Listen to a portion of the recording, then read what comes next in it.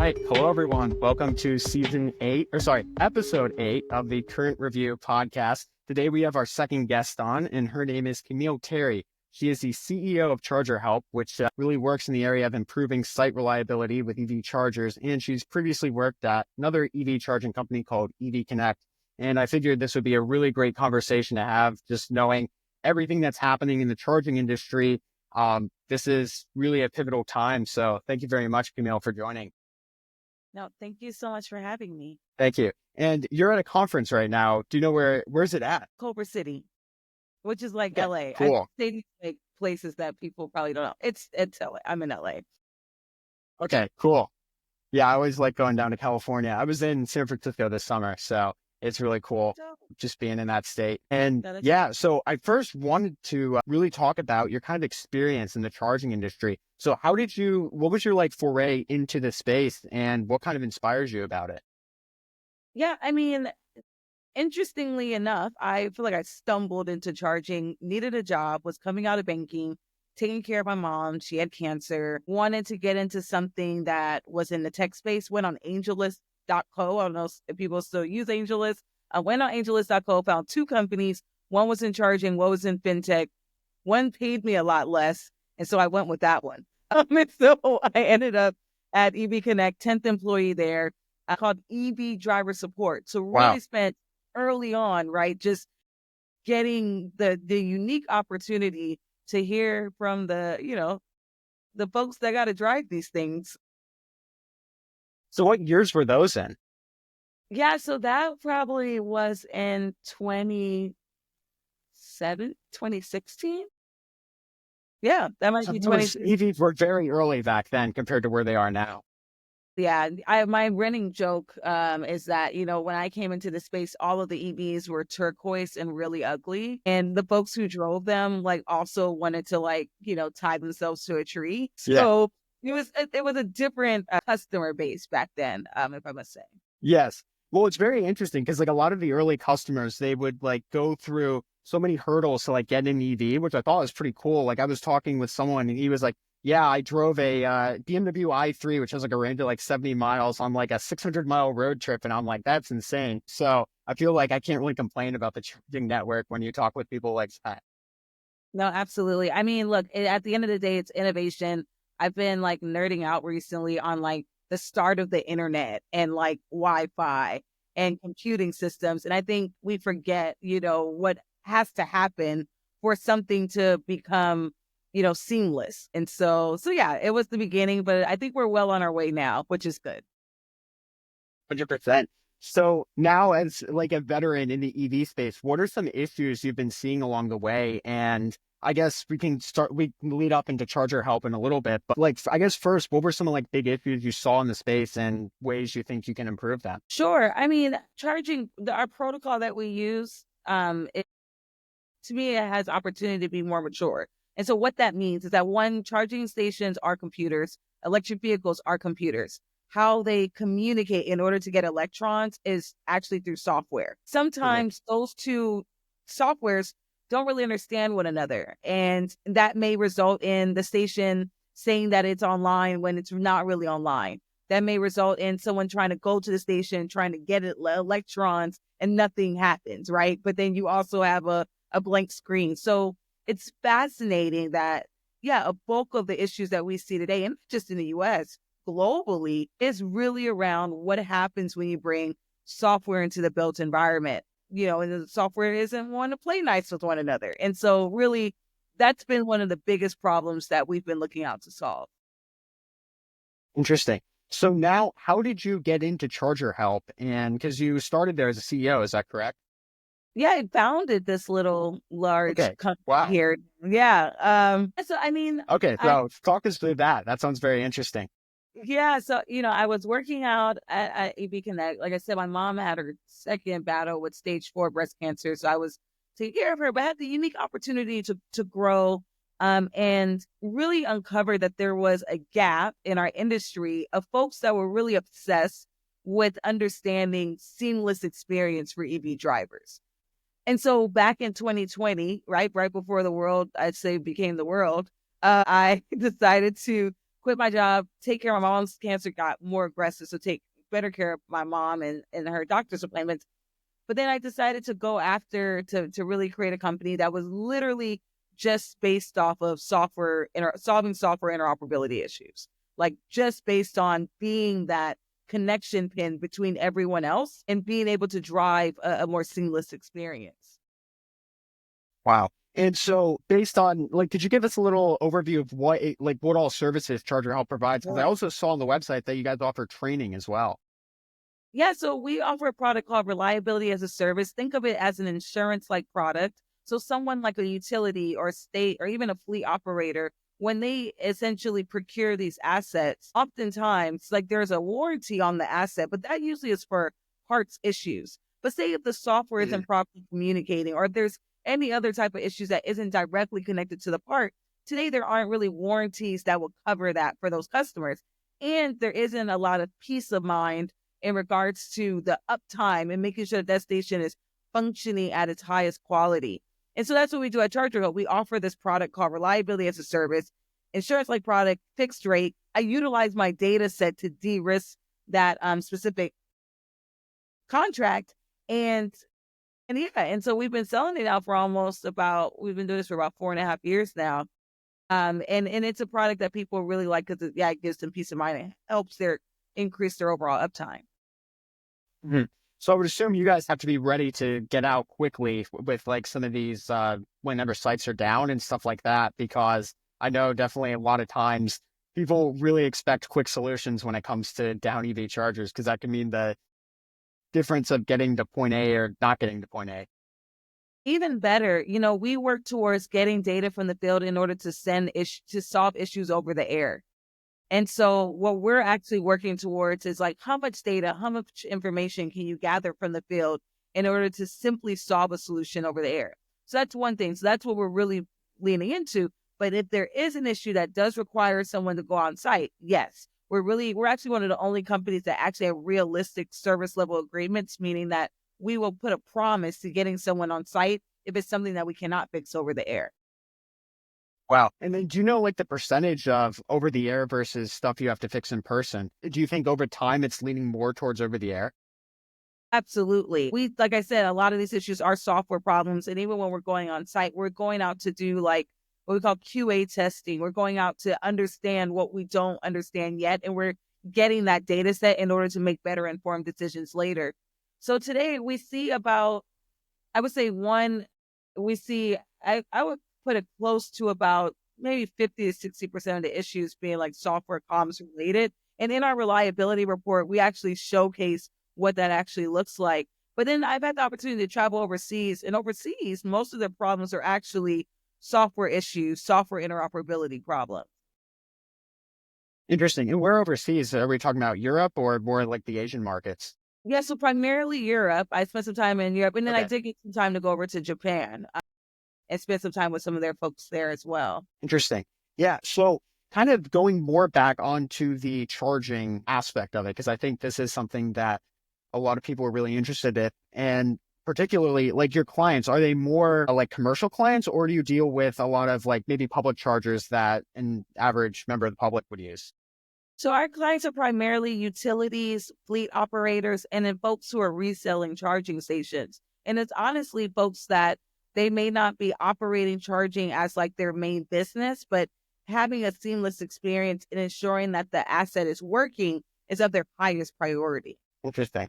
And I guess when we just go to the EV industry in general, when we talk about reliability, like how important is it for you to make sure that, I mean, obviously we assume it's very high, but just kind of addressing this issue of EV charging, because there is a big issue with site reliability. And I think that is something that a lot of EV owners have expressed frustration with.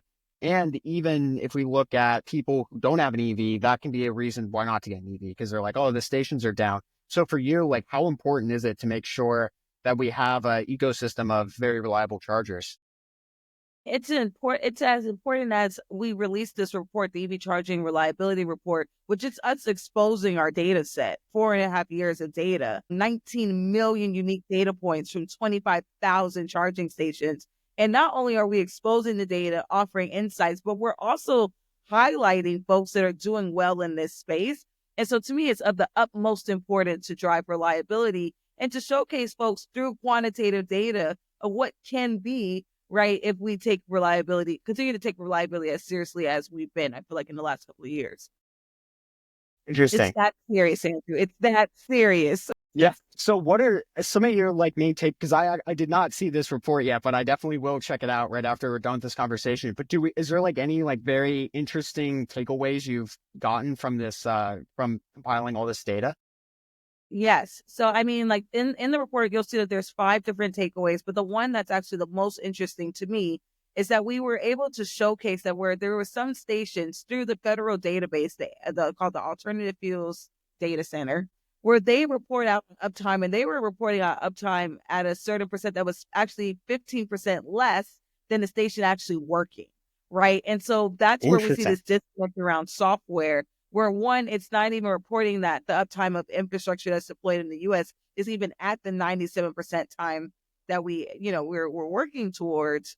But then two, when we actually go out and test those stations, it's different, right? So that's why like the product that we have, reliability as a service, it doesn't matter whose fault it is. It doesn't matter why, right, to the rest of the public, why it's not working. To us, we'll be responsible. And our goal, right, is to increase that uptime and have somebody that's responsible, which to me is the most important piece to all of this. Yes. And I think that's a big thing too, just with, I guess, my experience driving EVs on road trips and stuff. And it's like, it is very disheartening when you get to the location you're traveling to a location and then you need to stop at a charger along the way. And maybe you get to a 4-stall station, 2 of the stations aren't working, and then the other 2 are busy. And then you're just sitting there waiting for cars to go in and out. And it's like, it is really important to just have kind of ways to be able to diagnose and quickly solve these issues because it can really throw a damper into people's traveling. Yeah. Or like being able to even prevent that from happening at all. And that's what we've been doing with our data set is that we're looking at every single time someone goes out to try to troubleshoot a station, what happened? And is that something that we could prevent in the future? No, absolutely. That interesting. And now, does ChargerHelp primarily work in the LA, California area, or is it the bigger operation? Yes. Well, so today we're across 17 states. Okay, Um, wow. Last year, or maybe 2 years ago, we were all in all 50, but we've really been looking at where the largest concentration of stations and really, doubling down and dedicating time in those specific states. Interesting. And I would assume California is probably, I mean, it's a great place to start because there's just so many EVs there. But like, what other areas of the country have you seen like very big EV, I guess, upwind in EV sales that you think are good to target? Yeah, I mean, outside of EV sales, we look at like legislation. So we wrote a bill called the EV Charging Reliability Act that was passed in California about 2 years ago. So there's a requirement now to the functionality of the stations and really a bill that is for the consumer, right? That is about that EV driver and their experience. Interestingly enough, we saw that same bill pick up in Maryland. And so in Sure. Maryland, there is the same type of bill, and we've actually seen a lot of deployment of EV charging stations in Maryland, alongside a lot of purchasing of electric vehicles. And so that's been very interesting. And then Georgia's next, which is fascinating. And then we're starting to see a lot of growth, even in places like Michigan and Wisconsin. I think the thing here, Andrew, honestly, is that folks like the vehicles. Like there are very cool electric vehicles out there. They don't necessarily care that it's an electric vehicle, but it's just that it's a status piece. It's something that makes them really excited about driving and interacting with. And so we're seeing that spread literally across the US, which is really cool. So can you kind of go into more detail on this bill that was recently passed? Because I'm really curious about this. So it would require that there is a certain uptime rate for EV chargers. So what the bill specifically said was that the California Energy Commission would, yes, need to put together an uptime rate, but then would also need to audit their systems, audit the infrastructure, and then put together additional requisites for folks that deploy infrastructure in the state of California. So the bill is actually out right now for comment. If there's any government nerds out there, if you want to go look at the bill is out for comment right now. But some of the things that the California Energy Commission put forward is that folks who deploy, yes, have to have 97% uptime. they also have to expose some of their data set in order to help with the troubleshooting of the stations. And if they Interesting. do have that type of uptime, they cannot participate in state, federal, or utility funding. And this is for publicly deployed infrastructure. Wow. Okay, that's really fascinating. And I think that's a really good thing. I mean, for if you're putting a charging station out there, it's basically saying that, hey, if you put this out here, you got to make sure that it's reliable and functional. Absolutely. I mean, it protects the consumer all day long, which is like extremely important. And I would assume it's big help because they need people to service these stations, and that's where ChargerHelp comes in. Absolutely. I mean, that's the greatest thing about building a company that you're solution oriented is that there was a real problem here. And we spent, the last almost 5 years being able to solve that problem for the industry. Wow. Okay, so kind of going back to ChargerHelp, because I'm still very interested in this training program, and I guess we could look more towards the workforce in general. So as we see this transition to EVs, I guess like a big argument is like, oh, well, EVs are going to take away jobs from like other areas, like maybe say with EVs, there might be less mechanics who work on internal combustion engines that they may not have a job or something like that. But I kind of think the contrary, that this opens up the opportunity for tons of jobs, especially people with like getting degrees, and maybe if they went to a 2-year community college for electrical, I forgot what the exact role is, but if you're working as an electrician, sorry, that was the word I was looking for. So how did your training program work, and how do you think it's been helping maybe cultivating a more diverse workforce of people ready to take on the future of the automobile? I mean, what we've been super excited is looking at how does the blue collar worker interact with software coming into the built environment, right? As we look Mhm. towards the future of everything, smart cities, autonomous vehicles. I'm in LA. I probably will see one of those little robot delivery things going down the street. I mean, even in our homes, like everything is connected to Wi-Fi and internet and software. And so to fix something, right, it is not simply to turn a wrench. It is to Mhm. understand protocols. It is to understand software. And we believe that what we've been doing on the EV charging side and how we paid attention to how we teach and how we reskill, that's really what it is. It is a reskilling. It's so important and people are excited about it. Well, today we've trained over 1,000 people across the United States. We've partnered with entities like Goodwill International and Forward Michigan Mobility Center in order to bring this curriculum to communities that may be left behind, right? If folks aren't coming to at least share the curriculum. And the thing that I've been excited about is that we have something called a train the trainer program. And so essentially that allows for us to go somewhere and we train the people that are there. And then now they are responsible for training their local community members. And so that's been pretty incredible to see that take flight. Cool. Yeah, because I just think now it's just so important to make sure that we have a workforce ready to take on, because this is like, I always keep saying this, like what's happening right now is probably the biggest thing ever in the automotive industry, probably since like the Ford Model T. Like we've just never seen anything so radical, so transformative, and it's happening right here, right now. And we got to make sure we have enough people to be able to support it. Yeah, it's literally the most exciting thing. And yeah, we've been like really privileged to be a part of that journey. And so with site reliability in EV chargers, what do you think is what is the factor that's really inhibiting having a bunch of reliable chargers right now? Is it not having enough people to work on them? Is it other factors? Could we go a little bit in depth on that? Yeah. I mean, the biggest factor right now is access to data. So when a station is experiencing an issue, what that station is able to communicate differs by vendor. And so what that then means is that if that vendor determines that the problem is not their problem, to then troubleshoot to figure out where that problem is, you have no access or insight to that data set. And so we do see that there needs to be an eventual, commoditization of that data set, because really it is not that you can control the asset. It really is about how reliable is that asset. We saw this with Wi-Fi. We saw this with the internet. At some point, there will be winners and losers in this space. And we believe that those winners will be the folks that are sharing access to data, that are collaborative, and that are really, really, really serious about EV charging reliability. Interesting. So it's more like if there's some issue with the charging station, some of these companies don't share a lot of data, you might just get some error, and then you're left with having to diagnose think about every single possibility that it could be why the station's not working. Is that the case? Absolutely. Absolutely. Yeah, that's really interesting. And so legislation like this, like the California bill, is that would require all that data to be shared.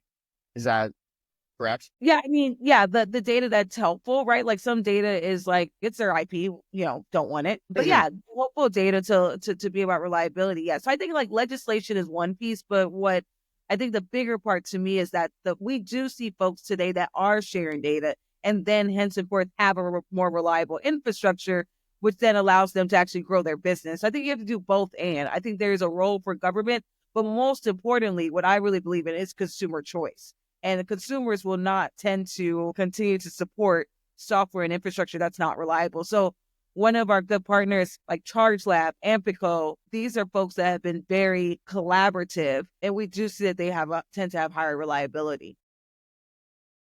And then hopefully I guess the hope would be more companies who want these chargers in their fleet will choose the companies that give more data to help people like ChargerHelp to be able to diagnose them. Absolutely. And I mean, that's where the report comes in, right? The report are for procurement managers. Like, let's not, let's not, burn a whole bunch of money and go through, poor experiences that through the data set, we can already tell you that's going to be a bad experience. And I think like that's where like technology, big data plays in, is like, how do we make better decisions and make sure that we're being efficient with our capital? Definitely. Now, kind of taking a big look at the industry in the whole, where do you see the automotive industry headed? Because I know with the election, with everything going on, it's people have lots of questions. But for you in this space, it's very important. And for me also, because I'm in this space as well. But it's just very interesting following this. And so what is your outlook of the industry future, especially for the charging networks? Because I would assume they're still going to grow regardless, but maybe the rate at which they'll grow is dependent on leadership. I mean, look, I think what I've been focused on and what I'm excited about in the story that I tell folks, my little brother was actually the first person in my family to get an electric vehicle, even though I was like in the EV charging space.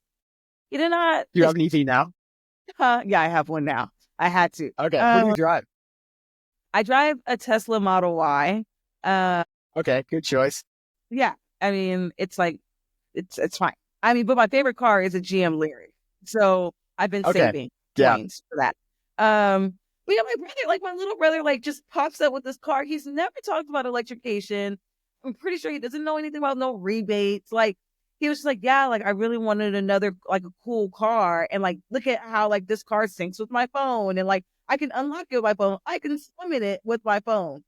Can you do that with a gas power? No, right? And so I think like that's what I'm excited about, is that like the technology in these cars are just really cool. And if you haven't had a chance to like check out the GM Lyric, even like the new BMW concept car that was released earlier this year at the Peterson Museum, like chef's kiss, beautiful design, amazing Mhm. experience. And what I can always bet on is the American dollar. We like to spend money on cool Mhm. things. That's Yeah. No, I totally agree. And I think I mean, we see with the EV sales right now is they're still like, I guess people always say like, oh, they're kind of slowing, but it's like the growth rate's still growing year over year. And that's what we really got to look at. So there's just more electric cars on the road. But do you think we're equipped right now with having sufficient chargers and having sufficient access to maintenance to these chargers right now? Or do you think that definitely has to be improved? I mean, like, look, we've been doing this almost 5 years. I think at this point, ChargerHelp works with over like 20 different hardware manufacturers, every different network provider. So I think at the bare minimum, ChargerHelp has been doing our part to ensure that it's a reliable infrastructure. And like, if for folks who don't know about us, now you do, and we could be helpful there. But Mhm. like, this is what I feel like this is what I was made for, this moment, this opportunity to be of service to my industry. And it's been really cool to be actually doing things. Yeah, definitely. And I mean, right now is probably the perfect time to be in this space because stuff's moving. It's a lot faster than how it did probably like a decade ago. And there's just so much going on, so much. So it's definitely probably the most exciting time to be in this space. So exciting. Yeah. Definitely. So yeah, so I think that wraps up most of our questions with Charger Help. Thank you very much for being able to provide all this insight. I'm very curious. I definitely want to read the report now because I think that data is going to be very interesting. And is that primarily with like fleet operators, or does that include like some public charging networks, like maybe like EA or ChargePoint or something like that? So it includes mainly public charging. All of the data set is actually anonymized, so you won't know who is who, what is what. But it Okay. is very interesting. And yeah, and so it's our data set. We also worked with a company called Perrin, and then and then the Yes, alternative. I'm familiar with them. Yeah, Bill, that's my Okay. guy. Yeah, Yeah. so we partnered there, and we're actually gearing up for our new release of the report. It's going to happen a year from now. And so, yeah, we just hope Okay. to continue to be helpful with the data set and like let's match the experience of these beautiful cars that are coming out. Definitely. So I wish I read more about the partnership with Perrin before this conversation, because I assume that's a whole thing. But before we end this episode, could you kind of like give us an overview of how that partnership works and how this data is being collected? Sure. Yeah. So, I mean, with the EV charging reliability report, we have established it as the industry standard around around just reporting on what the true driver experience is. And so we are looking for partners that have interesting data sets that can help tell the full picture. And so Parent, because I know Bill from a little while ago when he was at a different company, I think he got bought by Parent.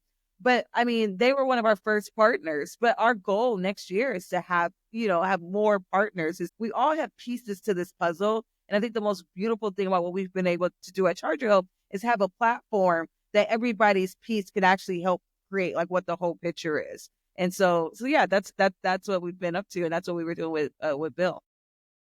Okay, cool. I'm going to read more about that because that's very fascinating.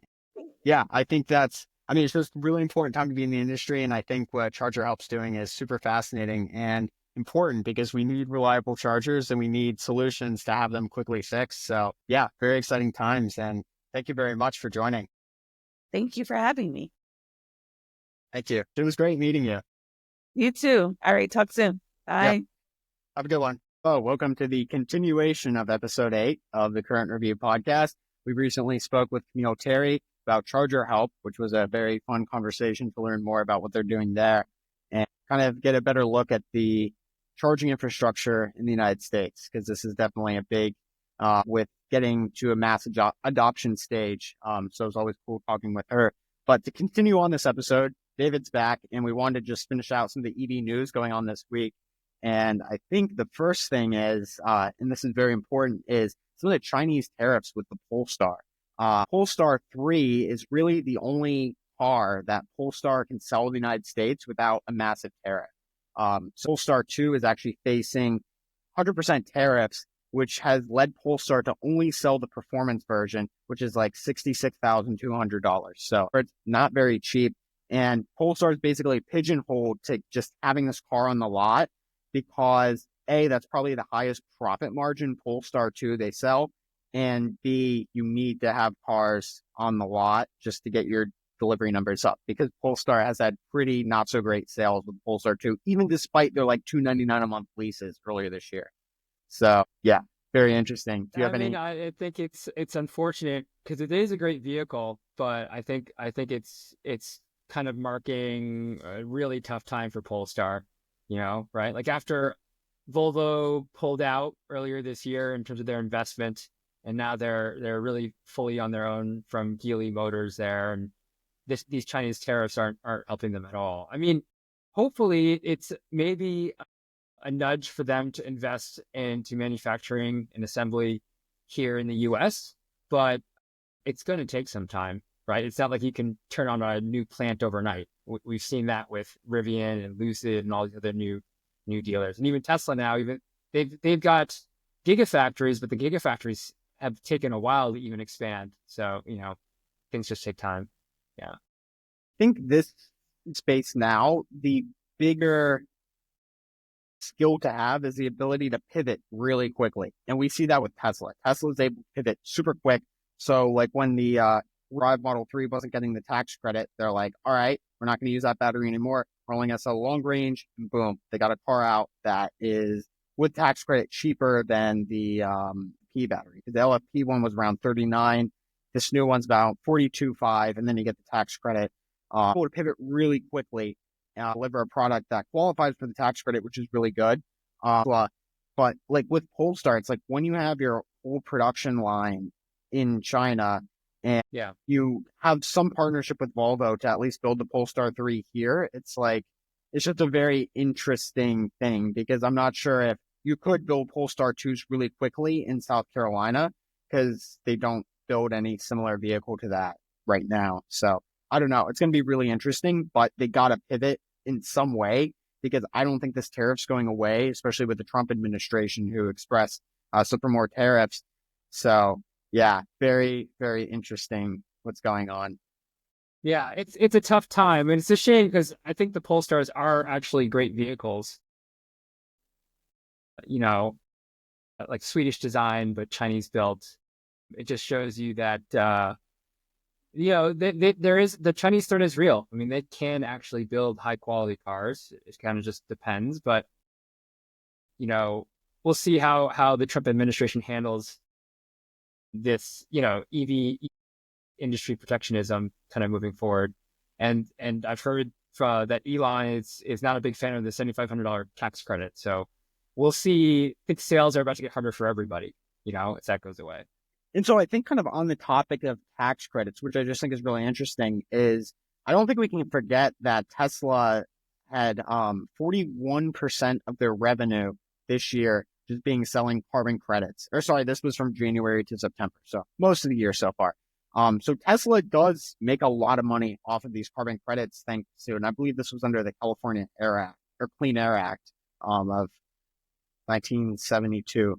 I think that's kind of a big thing that Tesla's making a lot of money off of it. So we can't act like Tesla is going to be better without a tax credit. I don't think they will. I think the tax credit helps everyone, and it really helps Tesla because that's big. Because it's like on the Model 3, the fact that you can get a brand new Model 3 in like the mid $30,000 range is a big deal because that tax credit brings it from a $40,000 range car to a $30,000 car, which is huge for affordability with buyers.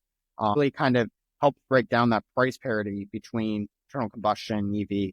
So I think getting rid of this tax credit would not be great for getting the adoption of electric cars. Yeah, no, I agree. But we'll see. I mean, he's been a little inconsistent. I think the credits are still going to be out there. It's just a matter of who's going to be eligible for them, right? I think the rules are going to change, and we're going to see how it goes back to what you said. Companies that can pivot around this, right? The companies that know how to still take advantage of this are going to be the ones that succeed. And we'll see who wins. Yeah. I mean, even if there could be wanted to reduce the amount of cars that got the tax credit, that could even be a possible thing because right now it's $55,000 for sedans, $80,000 for SUVs. But, there could be the argument for what if we just make it a $40,000 cap for sedans and maybe a $50,000 cap for SUVs to maybe prioritize more lower cost EV or electric cars in the United States too. That's another thing. But I think the overarching issue is doing tons of incentives in their country for manufacturing, vehicle sales, et cetera, et cetera. And if we want to be competitive on the world stage, we gotta also add some government assistance to the EV industry here just to make sure, because like America and the automobile just go hand in hand. It's like the history of the automobile. Yeah. It's just, when you think of it, you think of America, you think of 60 muscle cars, all this stuff. And could lose that, kind of losing it right now. So we gotta, the EV here in the United States. Yeah, 100%. It's the future of cars, and the car culture here is like no other and anywhere else around in the world. And so I only hope that we can pull through for the sake of future car enthusiasts. So yeah, very much agreed. But before we leave Polestar and this dilemma going on, I want to bring up that Polestar actually did pivot a little bit. So they now have a expensive Polestar 3 that is now starting, I believe it's around $69,000. And the lease price is down to $599 a month, which is not that affordable, but it's also like $6,000, $7,000 down. So expensive. But as we know, the Polestar 2, I think there's definitely going to be incentives that are going to happen to make that lease price lower. Because I remember the Polestar 2 started off at about $500 a month, and then they brought it down to $299 a month. Since I think that was around the summer. But at least now, and I'll share the screen with this tab. Polestar. So we do have the entry-level model, not really competitive performance-wise with virtually any other electric SUV at this price point because it's 299 horsepower, 0 to 60 in 7.5 seconds. But then, maybe you don't really need something that fast. You just want a nice luxury SUV. But it's like also for basis of comparison, the black Mystique, that one makes 610 horsepower for around the same price, which is pretty crazy. So you're getting 600 horsepower in the Cadillac Mystique. This one offers 299. So very similar price cars. One makes a lot more horsepower. But I mean, besides that, 350 miles of range is still really impressive. Yeah. What do you think about this car? Do you think it is enough to basically support the Polestar brand? Because now it's like not a lot of people are going to be buying the Polestar 2 for 66. No, yeah, I don't think, I mean, I like this car in general, but again, it goes to the price. What you can get for that amount of money that's out there right now, I don't think it's competitive. I think, unfortunately, I don't want to be a bad fortune teller, but I think Polestar might not last very long here in the U.S. I think it might end up being relegated to the rest of the world, which is a shame because I really like the car and the design, and I've heard a lot of great things. But I do know it seems like Volvo has already gotten, I think, all that it really wanted from the Polestar sort of side, company. And Volvo, I think, is starting to put out some really great cars that are a little bit more competitive. And it's somewhat similar to this. Not as nice. I think this is still a nicer vehicle, but I think it's going to be really hard for them to compete with that offering. Here's my thing with at least this car is I still don't like how a lot of the stuff you get kind of the standard in other cars you're going to pay extra for. Like, for instance, the Cadillac Mystique, you get like a 23 speaker AKG audio system is standard, Super Cruise, all that stuff, ventilated seats. You want ventilated seats in the Polestar, you got to pay extra. You want the Bowers & Wilkins sound system, you got to pay extra. And it's like, and once you start adding it up, right? Like once you start adding it up, it's not a competitive offering, right? In terms of what's being offered to other. It makes me wonder too, like at least maybe would it make sense to have obviously this is kind of out of my realm. I would like to actually learn more about it, but have like a smaller battery pack option, maybe like 70 or 80 kilowatt hours with a range of like 250 miles. Cause I still think not that many people need 350 miles of range, even if they think they do. And maybe get something more closer to the $60,000 mark. But still right now, this is not going to be a vehicle for the masses. And I agree. I think you're onto something there. I mean, there's probably a place for a Polestar with a smaller battery in a $40,000 price point. If, because the battery ends up being the lion's share of the cost. If they were to decrease the size of that by, up to 50%, you could probably save a bunch of money and get it down to around the 40K range, 40, 45. And I think that would be a really interesting competitive offering there, right? Because that's the thing, when you make the battery pack smaller, you're simultaneously increasing the efficiency because a car weighs less. And that's always something nice. So even if you have maybe half the size of the battery pack, you may not have half the range. You may have a little bit more than half the range. Obviously, very complex. We could talk and go into detail on all this, but I don't think it would be that bad of an idea to have a smaller battery. Obviously, you got to change supply chain, you got all this stuff. So that easy. I don't think it is.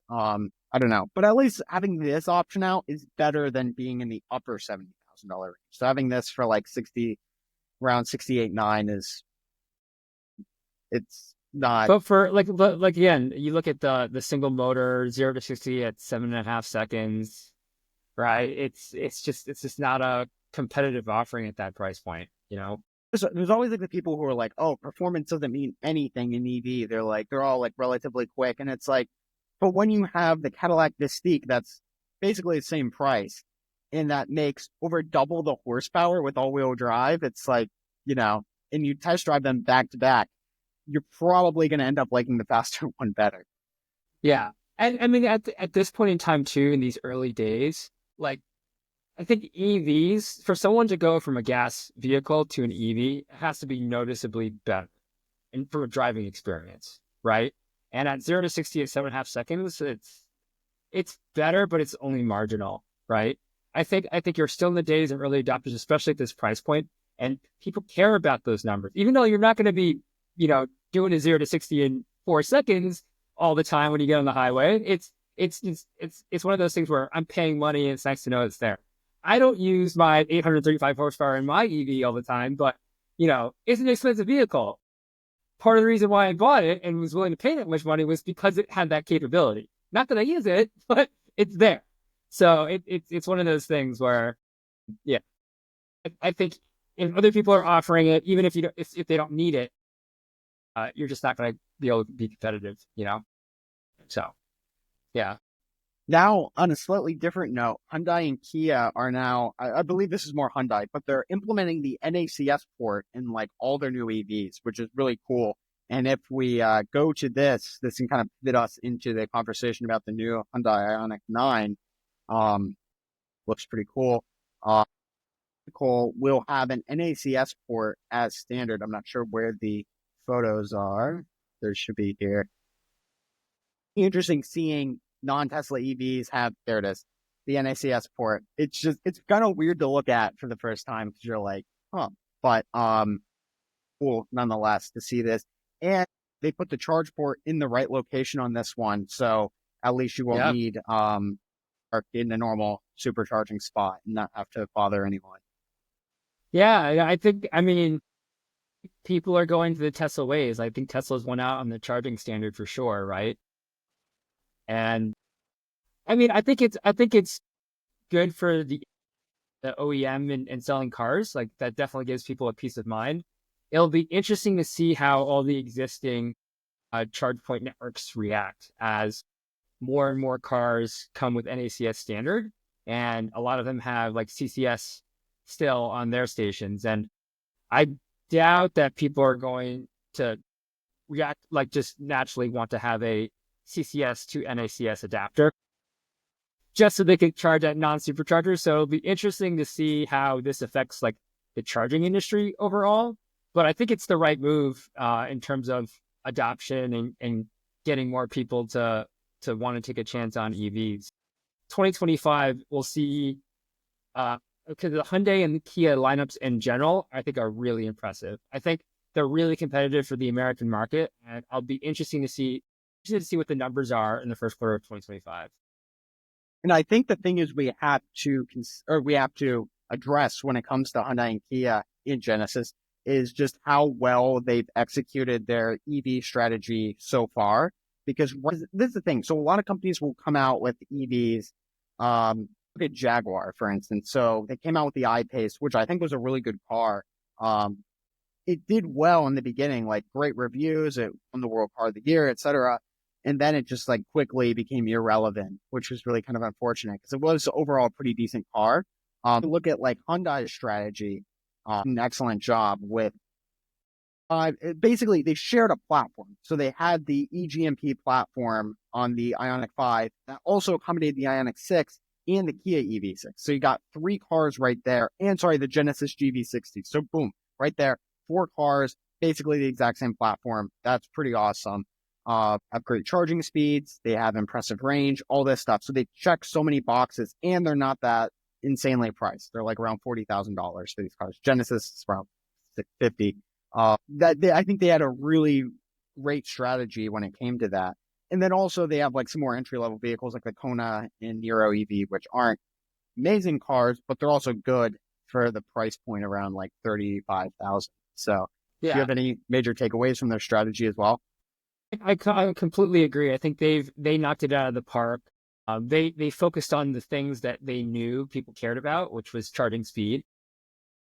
Not that you maintain your max charging speed for a very long time, but I think that does help people feel comfortable with getting a Hyundai Ioniq 5 is like, oh, the top charging speed. It's one of the fastest charging cars out there. And you're right, like they they were able to get several cars off the same platform. So like, and they put an investment out there, and they were able to try different segments across of the market simultaneously off of like the same investment, which is, I think, really, really smart. And then to your last point, pricing, I think we talk a lot about it on this podcast, but at the end of the day, you got to provide people with great value. Otherwise, they're not going to take the leap. We're at a point where the early adopters that like the whole green signaling thing are gone. You just have to offer a better product than what you could get elsewhere, right?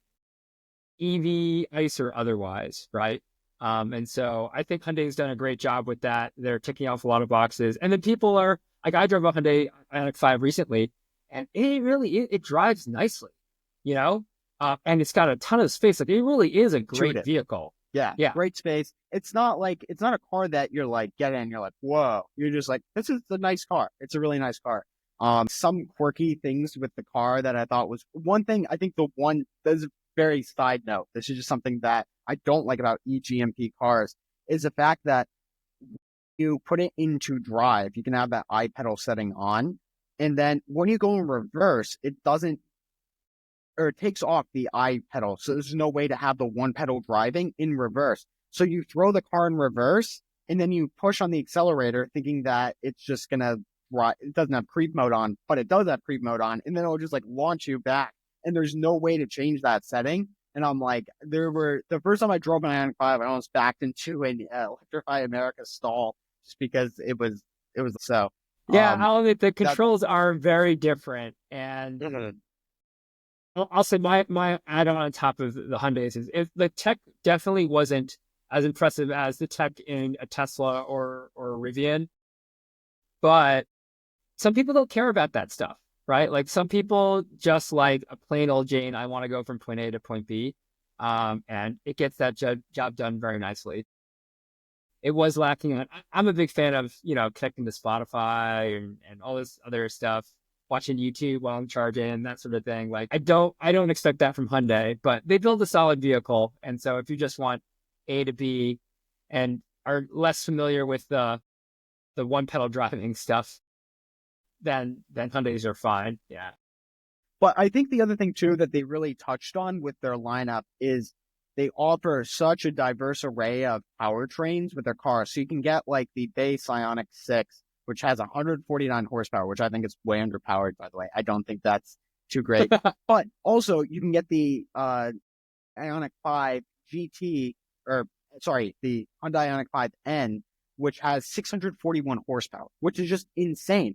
But that's the thing with EV platforms. You can basically as long as the batteries can dispel and accept a lot of energy really quickly, which they can because they can charge super fast, on whatever motors you want in that car. And so make 641 horsepower, which is insane. And people are like, well, it's unnecessary. It's like, okay, you don't have to buy it then. But for the people who do want that power, you got that. And you've made your EV that was once a regular electric crossover that wasn't too exciting. Now, probably one of the most exciting new cars on the market. And that's all based on, you got powerful motors, probably good suspension, all that other stuff. But it's like, why not? I mean, it's interesting that you bring that up because I think Hyundai in general as a brand has a rich history of people who buy a cheap Hyundai and then they mod it to make it a fun car. And the 5N I think is targeted somewhat to those people, but it's like kind of already pre-modded coming from the factory, which is fine. But it'll be interesting to see years from now as these Ioniq 5s age and it builds like a greater and greater following to see how people mod the base 5s to get closer to an N and what they do and how they get there. I'm excited to see that for sure. Like, I wonder if it be possible if you could find like a salvaged N and then see if you could do a motor swap on that or something. So tweak it out. Yeah, that would be, if someone out there is a car modder, let us know. I'd love to check that out. Yeah. That'd be pretty sweet. For sure. And then, so I don't know. I think they did a great strategy. It's really cool. Some of their cars aren't so great. I think I'll make that as the final point. Like the Genesis G80 electrified, $80,000 for like 270 miles of range and 360 some horsepower. Not a great offer. No one really buys it. Exactly why? Just because it's way too much money. But still, they got a car there if you want vehicle for whatever, if you want like a nice, I mean, I driven it, but I would assume it's a very nice driving car, but still $80,000, a lot of money. But I mean, they have so many other really great cars like the EV9 to make up for it. Yeah, I think they did a great job. So I think that should be kind of the model for legacy automakers looking to get into electrification. And we see it kind of too with GM. I think GM's strategy so far has been getting a lot better. Maybe a little late to the game compared to some other ones, but I think they're definitely on the right track. Yeah, I think you're right. I mean, we're going to see what's it? GM's followed it. I think the Rivian Volkswagen partnership will be interesting to see if they can build off of like a very similar platform there across two car brands. And yeah, we'll see how it plays out. But I think this platform strategy is the right play for sure. Yeah. And now we have the VinFast VF9, which they just did a few customer deliveries of that car. Starts at $69,800, which is kind of expensive. It's $529 a month with $2,000 down, not super affordable either. Knowing VF8 leases are now $199 a month with about $199 down, I think we'll see some much better VF9 leases coming to fruition probably later next year. I don't think it's that bad of a car. I really want to drive one, but do you have any overarching thoughts on the car right now? Yeah, I mean, I think it's kind of a classic American big SUVs, right?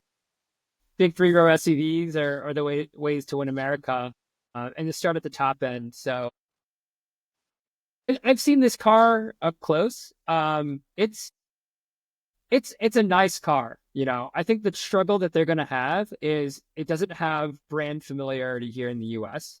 And so to try to introduce a brand new luxury vehicle without any brand recognition is really, really difficult. But we'll see what the reviews are as people start to go out there and drive it, and if they can, and like you said, maybe get the price down that's a little bit more comparable to like what the VF8 is offering. Who knows? Maybe the VF8 is like the gets you in the dealership sort of car, and then the salesman upsells you to the VF if you can afford it. But I mean, I think it looks very like classic American SUV that sells everywhere here, right? And it is a great entry point for EVs here in America. Just without that brand recognition, I think it's going to be tough, I mean, the car, looks, not a huge fan of that center display because I think it's just way too cluttered. There's too much going on there.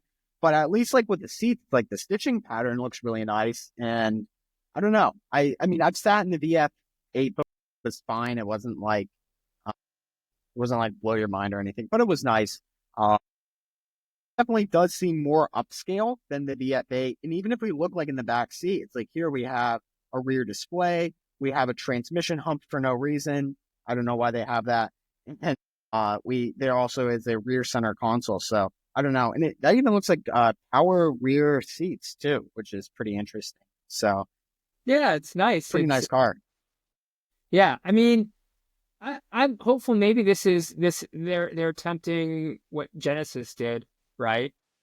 Like Genesis as a brand new brand here, luxury brand here in the US. And they've gone to like a decent place. I wouldn't say that they're a big player in the luxury market, but they're solid and they're here to stay.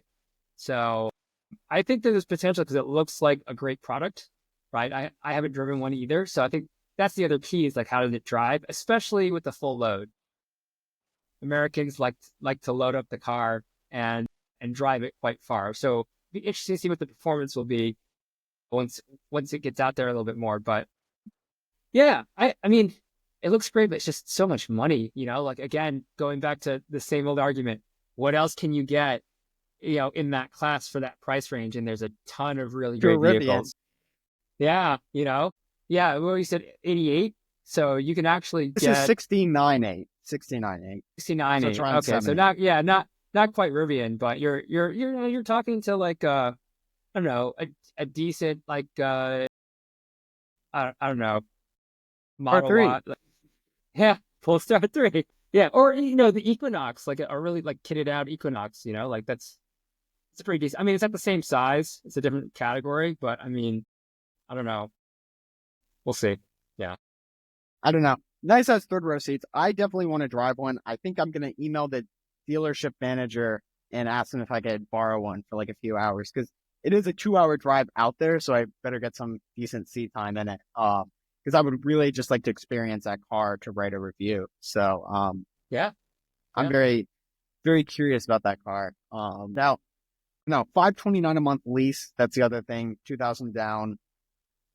It could be better. Yeah. I think if It's you're okay. under, because a Kia EV9, which is like a direct competitor with this, There you go. Yeah. that's around $349 a month lease, but like 5,000 down, so more down. I don't know. We'll see. I'd probably feel safer with the Kia EV9, at least in terms of reliability.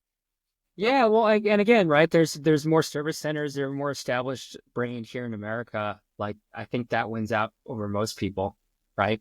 Just the familiarity, you know. So we'll see. Yeah, We'll so they're actually Kia EV9, just doing a fact check on this. It is, let's pull up the price. EV9, 29 a month for 24 months with 4,900 due at signing.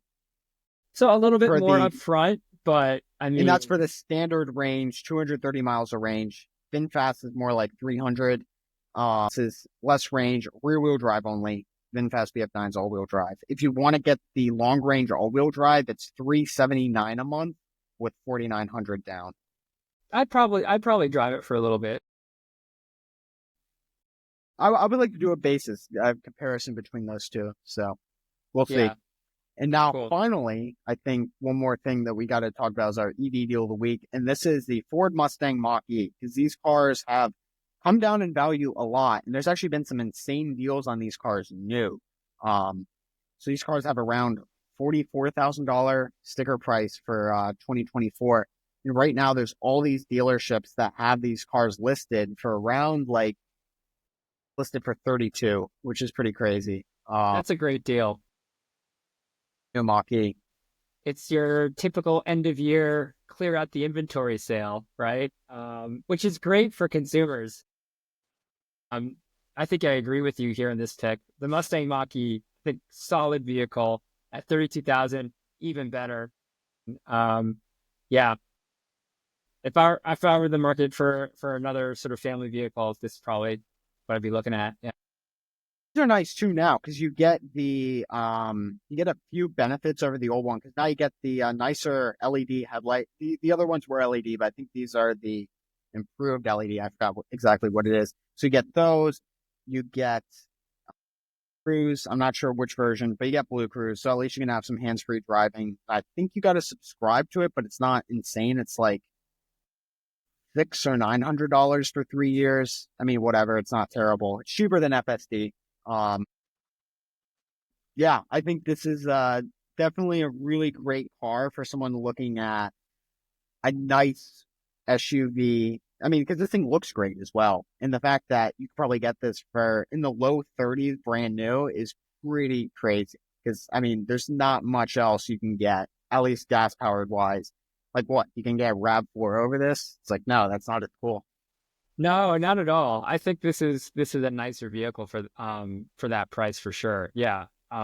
This is kind of a unbelievable deal. I think like the fact that it's under, I think originally what they were going for like 38, 40, right? 44 brand new. Now, granted, the 2025 model year, they dropped the price to like 36 plus destination. So let's just say 38. Wow. So they dropped 2025 price.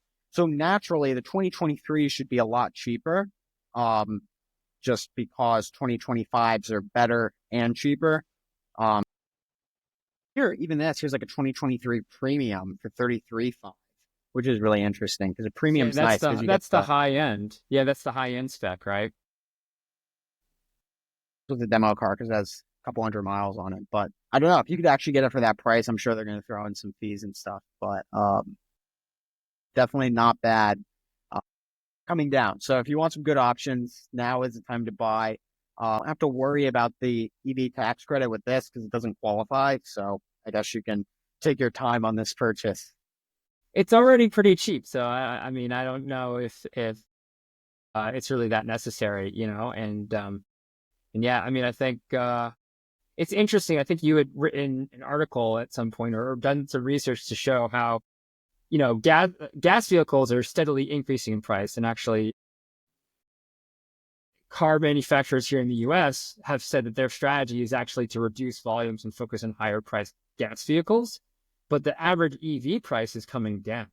So I think it'll be interesting. I think we're on the verge of seeing like very similar, like price parity to some extent in affordability between EVs and ICE vehicles. And I'm going to call it in the next 3 years. I think it could happen by then or even sooner too. But I think probably 3 years is a good time to look at, because it's just like these prices have come down tremendously, and the cars are not only getting better, you're getting more range, more power, et cetera, and the prices are coming down. Because when the Mach-E was new, it was like 45. It's like 45,000 when it came out. Now the price is down to what, 38? So you're paying less money. That's not even factoring in inflation, because that 45 back in 2020 would have been more like, I don't know, 48 now. So you're getting a car for like $10,000 less with inflation, and it's better. So, oh wow, and I just looked it up. The Ford Edge has a starting sticker price of $39,996. I think it's ridiculous for such a mediocre vehicle. Right, and the Ford Edge kind of competes with the Mach-E. I mean, it's a little bit bigger, but like, I mean, it's very similar. I think, vendetta against the Mach-E, or that it is not a great car. It's nice to have one for his company car, and like the transmission was just so lurchy at like 60,000 miles. It's just a piece of crap. I do not like the Ford Edge. This is a better deal. Totally. The fact that you're getting a better car, better performance, looks way better. Like the list goes on better technology, et cetera, et cetera, et cetera. It's like there is no reason anyone should buy a Ford Edge in 2024. So go with the Mach-E. Yeah. Mach-E is way better in every single regard. Nice. So yeah, I'm excited. We'll see what happens. A lot of great vehicles. 2025 is going to be an interesting year for EVs. I think even with if the tax credits go away, I think there's going to be a lot of really positive things that come to the EV consumer space. They're not going to just backtrack all their investments. So no, EVs are here to stay. Let's see some more really cool EVs out there on the road. Maybe some VinFast. I don't know. We will have to see. And I will hopefully, maybe next time we talk, I'll be able to have driven a VinFast for a little bit. So we'll find out. For sure. Cool. Thank you everyone for tuning in. Yeah. It's fun. I'm having a blast, Andrew, and I can't wait for the next coming weeks. So I think we got an exciting set of guests coming up. So it'll be interesting. We have lots of guests. We have some engineering guests, some eccentric guests. We have lots of people to talk EV news about. So I think next few weeks going to be really exciting. And thanks again, everyone, for watching. It means a lot. And again. All right. See ya.